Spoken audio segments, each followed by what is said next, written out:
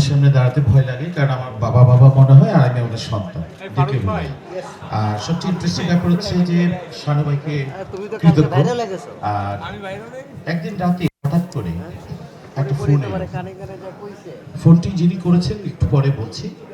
তো ফোন করে বলে, এই মুকিত তুমি কই? কেন বলুন তো? আরে তুমি কই, একটু লাগবে তো তোমার? ইকবাল ভাই সুইট করে এইভাবেই কথা বলে। এসেই জাহাঙ্গীর ভাই সবাই এসছে গুলশান একটি রেস্টুরেন্টে। তারপরে গল্পটা শুনলাম, খুব ভালো লেগেছে। বেশি কিছু বলবো না, কারণ এখানে অনেক লোক বসে আছে, অনেক গণ্যমান্য ব্যক্তিরা বসে আছে, এর মাঝে কিছু বলবো না।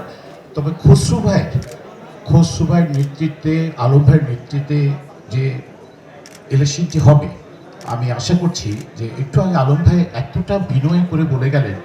আমার বাদিকে শ্রদ্ধেয় কাজী হায়াত ব্যাটার বসে আছেন, ওনাকে আসলে সত্যিকারের অর্থে আগে ভোটটা দেবেন।